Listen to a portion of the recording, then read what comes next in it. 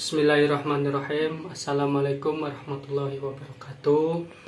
Perkenalkan, saya dari mahasiswa IAIBBC Cirebon atas nama Farizini Amullah, Prodi Ekonomi Syariah, mata kuliah pengantar ekonomi Islam. NIM 22 S1 ES 0208 akan mempresentasikan dari pelajaran 1 sampai ke 13. Langsung saja saya akan mempresentasikan dari pertemuan ke-1 sampai ke 13. Langsung ke materi. Materi yang pertama itu berjudul Cara Pandangan Hidup Islam. Pengertian pandangan hidup. Pandangan hidup merupakan suatu hal yang menunjang keberlangsungan hidup seseorang manusia di dunia. Pandangan hidup ini dapat menjadi pedoman atau petunjuk hidup seseorang dalam mencapai tujuannya. Secara analogis, pandangan hidup seperti lensa, dan melalui lensa tersebut manusia memandang dunia dan memahami posisinya dalam hierarki ciptaan Tuhannya. Pandangan hidup berfungsi sebagai dasar bagi keseluruhan bangunan pengetahuan. Cendekiawan Muslim menyebut Islam pandangan hidup dengan berbagai istilah. Secara sederhana, pandangan hidup adalah persepsi atau paradigma tentang kehidupan di dunia. Dengan pandangan hidup ini, manusia dapat menjawab pertanyaan tentang hakikat kehidupan di dunia, sehingga menjadi basis atau prinsip dalam menjalani kehidupan. Namun, secara esensi, istilah tersebut seluruhnya mengacu pada keharusan seseorang Muslim menjadi Islam sebagai sistem hidup yang mengatur semua sisi kehidupan manusia, termasuk ekonomi Islam. Ekonomi Islam lahir dan dibentuk menjadi sebuah paradigma yang berasal dari dua sumber utama, yaitu nakli, artinya wahyu, dan akli, artinya ijtihad. Pendekatan utama yang digunakan untuk mengembangkan ilmu ekonomi Islam adalah pendekatan induktif, yang diartikan sebagai metode penarikan hukum yang berangkat dari problem kontemporer yang kemudian ditarik status hukum syariatnya. Metode ini digunakan untuk menghasilkan hukum syariat Islam yang diturunkan langsung dari nas-nas Al-Quran dan Sunnah.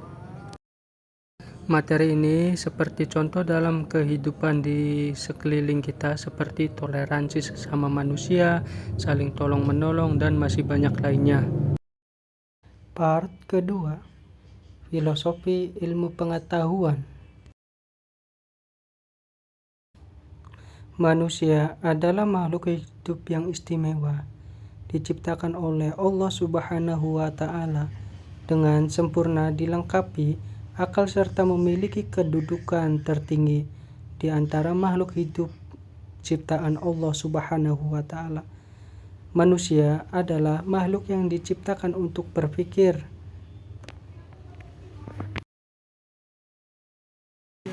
Ilmu pada hakikatnya adalah apa yang dipelajari, bagaimana mempelajari, dan apa nilai guna dari ilmu tersebut.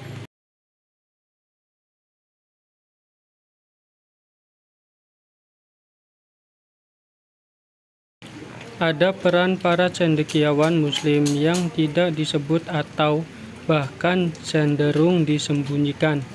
Kekayaan intelektual masa Yunani dihidupkan dan dikembangkan oleh cendekiawan Muslim yang dimulai dari masa kekhilafaan Abbasiyah.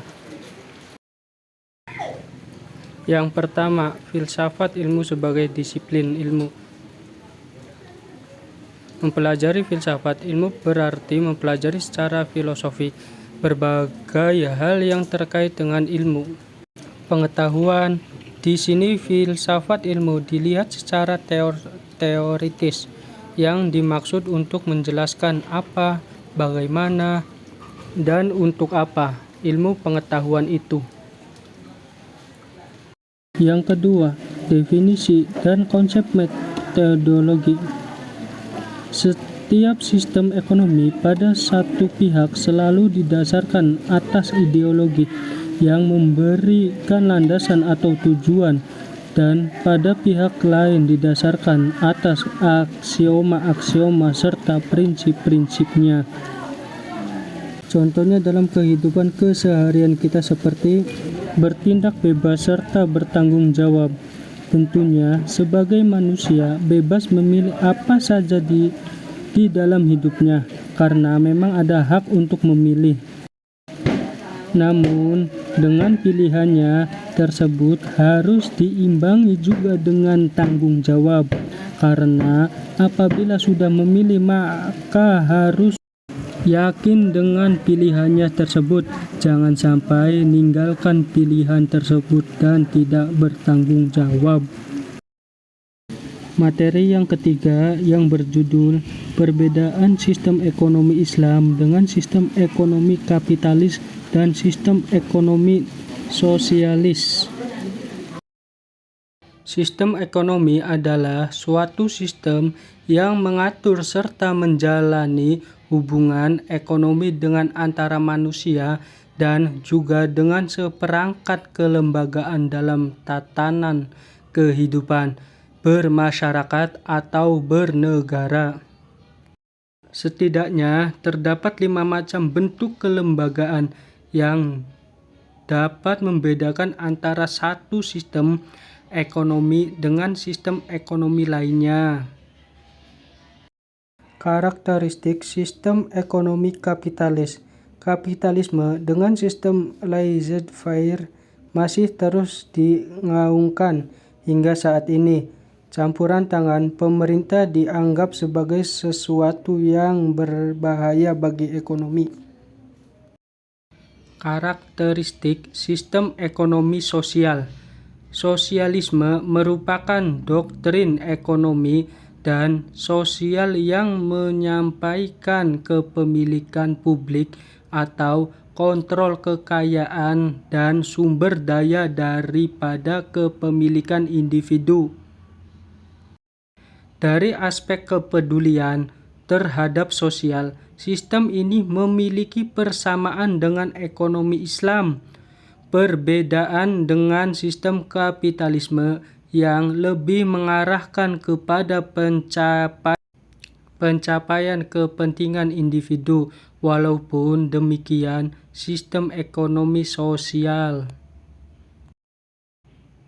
seperti contoh dalam kehidupan sehari-hari yaitu ekonomi syariah memiliki rujukan Al-Quran dan Al-Hadis, sedangkan ekonomi sosialisme rujukannya adalah rasio atau buah pemikiran masyarakat mayoritas, sedangkan kapitalisme itu dikuasai penuh oleh manusia.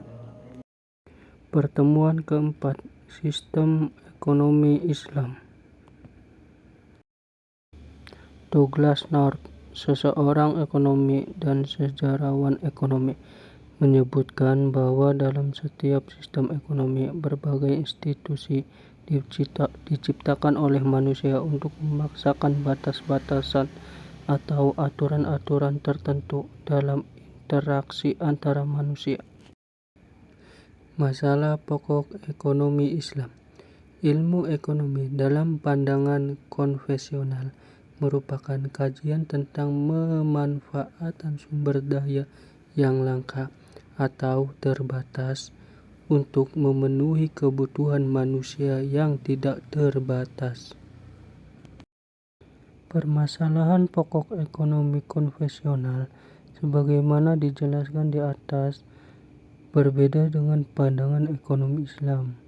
Islam memandang bahwa persoalan kelangkaan sumber daya dan tidak terbatasnya kebutuhan manusia tidak sepenuhnya bisa dijustifikasi. Fondasi ekonomi Islam. Dari karakteristik yang disebutkan di atas, dapat terlihat bahwa sebenarnya ekonomi Islam merupakan suatu konsep ekonomi holistik yang dapat disistematiskan secara berjenjang mulai dari filosofi atau fondasi, pilar-pilar pendukung nilai-nilai dan tujuan. Pilar ekonomi Islam. Pilar ekonomi Islam berdiri di atas fondasi akidah, syariah, akhlak, dan ukhuwah yang berguna sebagai penyangga tujuan ekonomi. Pilar dapat digunakan sebagai alat ukur kokoh tidaknya bangunan ekonomi mulai dari level individu, instansi, maupun sistem. Prinsip dasar ekonomi Islam. Prinsip menurut Kamus Besar Bahasa Indonesia adalah asas, kebenaran yang menjadi pokok dasar berpikir, bertindak, dan sebagainya. Prinsip yang dimaksud di sini adalah sebuah landasan berpijak di mana kerangka dan konsep ekonomi Islam dibangun di atas dasar tersebut. Nilai-nilai filosofis yang terkandung dalam ekonomi Islam merupakan fondasi dari munculnya prinsip-prinsip ekonomi Islam yang menjadi acuan dalam seluruh aktivitas ekonomi Islam. Seperti contoh, sistem ekonomi yang berbasis Islam, yang dimana sumbernya berasal dari Al-Quran, hadis, ijma, dan qiyas. Sistem ekonomi Islam sangatlah jauh berbeda sistemnya dengan sistem ekonomi konvensional yang dimana masih sering terjadi praktek-praktek haram seperti halnya riba. Part 5. Perilaku ekonomi dalam perspektif Islam. Perilaku ekonomi merupakan kegiatan yang dilakukan oleh manusia berkaitan dengan pemanfaatan, baik secara langsung maupun tidak langsung, sumber-sumber produktif untuk menghasilkan barang dan jasa serta mendistribusikannya untuk dikonsumsi. Hubungan manusia dengan ekonomi. Dalam literatur ekonomi konvensional, ilmu ekonomi diartikan sebagai kajian tentang perilaku manusia dalam konteks mikro dan masyarakat dalam konteks makro, dalam memilih cara menggunakan sumber daya yang langka dan memiliki beberapa alternatif penggunaan dalam rangka memproduksi berbagai komoditas untuk kemudian menyalurkannya baik saat sekarang maupun masa yang akan datang kepada berbagai individu dan kelompok yang ada di dalam suatu masyarakat. Konsep maslahah dalam konsumsi dan produksi secara umum dapat dikatakan bahwa ajaran Islam menginginkan manusia untuk hidup dengan hal yang baik-baik saja, termasuk dalam hal konsumsi dan produksi, sehingga dapat membawa kebaikan bagi seluruh umat manusia. Berdasarkan penjelasan, dapat disimpulkan bahwa seorang individu muslim dalam setiap aktivitas ekonomi harus mempertimbangkan komponen-komponen maslahat karena memberikan nilai yang berkomprehensif baik di dunia maupun di akhirat. Dampak kemaslahatan itu sendiri akan bisa dirasakan secara kolektif. Misalnya, ketika seseorang memproduksi barang-barang yang mendukung atau mempermudah aktivitas ibadah manusia dalam konteks umum, maka dampak kolektif yang dirasakan adalah produktivitas manusia yang meningkat.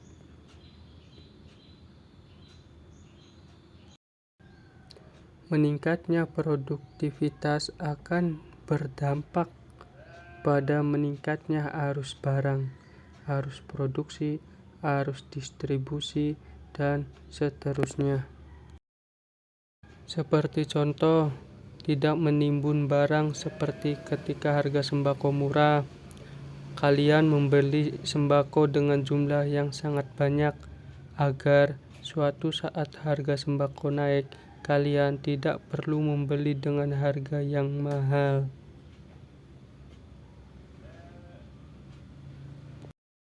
Part ke-6, konsep harta dalam Islam. Islam memandang keinginan manusia untuk memperoleh, memiliki, dan memanfaatkan harta sebagai suatu yang lazim. Harta diperoleh, dimiliki, dan dimanfaatkan untuk memenuhi hajat kehidupan, baik bersifat sifat materi maupun non-materi. Harta dalam perspektif ekonomi Islam, bahwa harta merupakan segala sesuatu yang sangat diinginkan oleh manusia untuk menyimpan dan memilikinya. Dengan demikian, unta, sapi, kambing, tanah, emas, perak, dan segala sesuatu yang disukai oleh manusia dan memiliki nilai atau qimah ialah harta kekayaan. Bentuk dan jenis harta dalam Islam dilihat secara kasat mata atau bahkan dirasakan oleh manusia. Barang dapat dibagi sebagai berikut. Barang bebas. Barang bebas adalah barang-barang yang tersedia dengan berlimpah dan di setiap orang dapat memperolehnya dengan bebas dengan cara yang terlampau mudah. Contohnya seperti udara, air, dan sebagian besar tempat di muka bumi ini. Barang-barang ekonomi adalah barang-barang yang menyediakan relatif jarang atau langka. Kedudukan dan fungsi harta dalam Islam. Manusia menurut pandangan Islam, manusia memiliki fitrah atas kecenderungan terhadap dorongan dalam menyukai harta benda, menguasai dan mempertahankannya. Dan dalam beberapa ayat dalam Al-Quran sudah memberi sinyal terhadap hal itu. Dampak harta halal dan haram. Status halal dan haram adalah hal yang asasi dalam ajaran agama Islam. Sesuatu yang awalnya bernilai positif bisa jadi berubah 180 derajat imbas dan nilainya karena berubah status dari halal menjadi haram. Contoh dalam kehidupan sehari-hari, menurut pandangan Islam, harta bukanlah tujuan, namun hanya sebagai sarana untuk memperoleh ridho Allah Subhanahu wa Ta'ala, yakni untuk melaksanakan kegiatan zakat, infak, dan sedekah.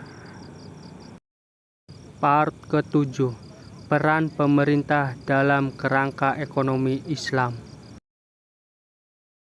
Pemerintah merupakan lembaga yang bertugas sebagai pengendali suatu negara. Oleh karena itu, pemerintah harus memiliki peran dan fungsinya secara syumul dan merata. Dalam Islam, sebagaimana yang disampaikan oleh Cerampak, bahwa sistem pasar menentukan tidak hanya menggunakan sumber daya yang paling efisien, tetapi juga distribusi pendapat yang paling adil dengan cara yang rasional dan tidak memihak tanpa menilai-nilai. Peran dan fungsi pemerintah. Pertama, sistem rasionalisasi yang digunakan oleh negara untuk menentukan relevansi, kegunaan, dan kemanjuran keputusan politik dan proses pembuatannya.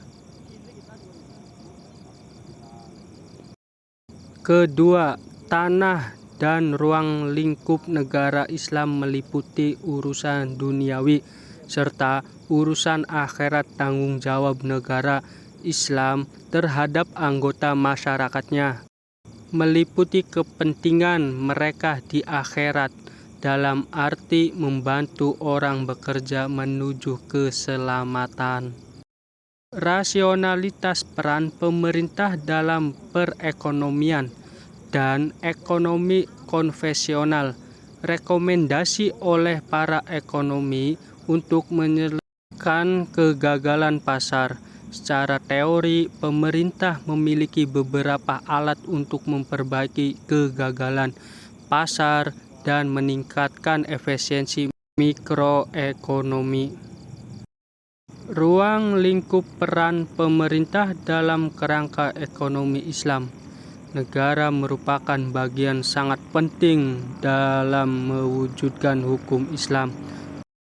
Karena Islam secara sistem tidak dapat berjalan secara utuh tanpa adanya negara. Pengembangan ekonomi syariah di Indonesia. Rantai nilai halal merupakan strategi utama yang meliputi beberapa sektor industri halal. Contohnya industri makanan dan pertanian halal, fashion muslim, farmasi dan kosmetik, pariwisata, serta media rekreasi. Seperti contoh dalam sehari-hari, mengurangi dampak akibat kegagalan pasar sehingga tujuan kesejahteraan dan keadilan pada masyarakat bisa tercipta. Menurut definisi, pemerintah merupakan badan-badan untuk menyelesaikan masalah pada arena politik melalui sebuah keputusan.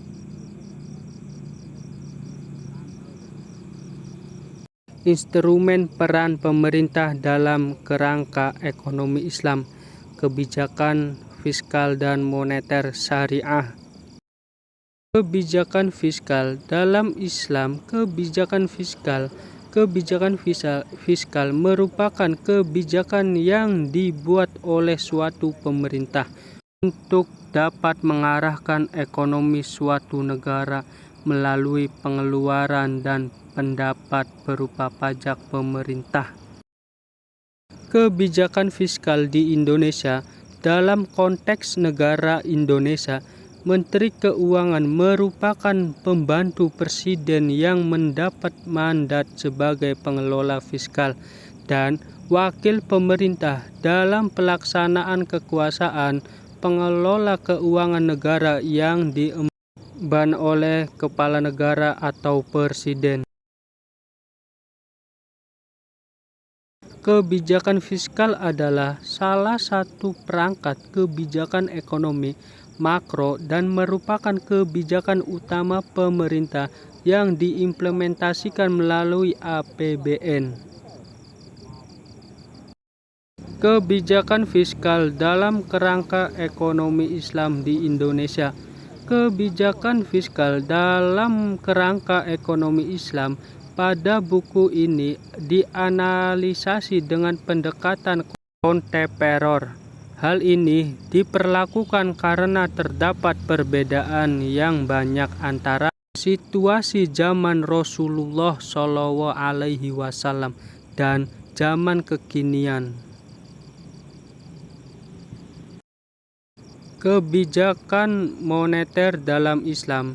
Makna, tujuan, dan fungsi kebijakan moneter. Kebijakan moneter adalah tindakan yang dilakukan oleh otoritas moneter, biasanya bank sentral untuk mengaruhi jumlah uang beredar dan kredit yang pada gilirannya akan mengaruhi kegiatan ekonomi masyarakat. Transmisi kebijakan moneter Islam.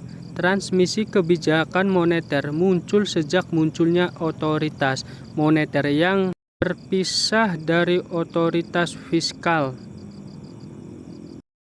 Seperti contoh dalam kehidupan sehari-hari, kebijakan moneter Islam harus bebas dari unsur riba dan bunga bank. Dalam Islam, riba yang termasuk di dalamnya uang bank diharamkan secara tegasnya. Dengan adanya pengharaman ini, maka bunga bank yang dalam ekonomi kapitalis menjadi instrumen utama manajemen moneter menjadi tidak berlaku lagi. Part 9. Pengantar kewirausahaan dalam berwirausaha.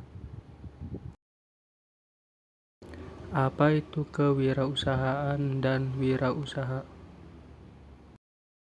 Kewirausahaan adalah semangat, sikap perilaku, dan kemampuan seseorang dalam mengenai usaha atau kegiatan yang mengarah pada upacara, cara kerja teknologi, dan produk baru dengan meningkatkan efisiensi dalam rangka memberikan pelayanan yang lebih baik dan keuntungan yang lebih besar.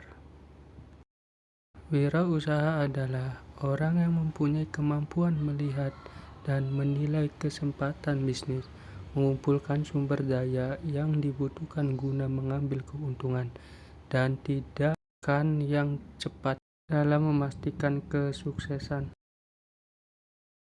Apa itu tujuan kewirausahaan? Di sini kita ambil 3 poin tujuan kewirausahaan. Yang pertama, meningkatkan jumlah wirausaha yang berkualitas. Yang kedua, menghasilkan kemajuan dan kesejahteraan masyarakat. Yang ketiga, membudayakan semangat, sikap perilaku, dan kemampuan kewirausahaan di kalangan masyarakat. Sasaran kewirausahaan: instansi pemerintah, BUMN, organisasi, profesi, dan kelompok masyarakat, perilaku ekonomi, pengusaha kecil, koperasi. Generasi muda, anak-anak putus sekolah, calon wirausahawan. Ini adalah manfaat kewirausahaan. Pertama, menambah daya tampung tenaga kerja. Yang kedua, memberi contoh gimana kerja keras, tekun, dan memiliki pribadi unggul yang patut diteladani. Yang ketiga, mendidik masyarakat hidup efisien dan sederhana. Contoh kewirausahaan dalam sehari-hari. Pada dasarnya, seseorang wirausahawan melakukan suatu usaha dari produksi hingga menjualnya dengan usahanya sendiri, seperti membuat usaha kerajinan dari bahan limbah, rotan, plastik, kertas. Part ke-10. Digitalisasi ekonomi syariah. Teknologi digital merupakan peralihan dari pengoperasionalannya tidak lagi banyak menggunakan tenaga manusia, tetapi lebih cenderungnya pada sistem pengoperasian yang serba otomatis dan canggih dengan sistem komputer. Pengertian ekonomi syariah. Pengertian ekonomi syariah atau pengertian ekonomi Islam menurut M.A. Manan adalah ilmu pengetahuan sosial yang mempelajari masalah-masalah ekonomi rakyat yang diilmahi oleh nilai-nilai Islam. Manan 1983. Dari pengertian ekonomi syariah di atas, dapat disimpulkan bahwa pengertian ekonomi syariah atau pengertian ekonomi Islam adalah sistem ekonomi yang bersumber dari wahyu yang transendental Al-Quran dan hadis, dan sumber interpretasi dari wahyu yang disebut dengan ijtihad.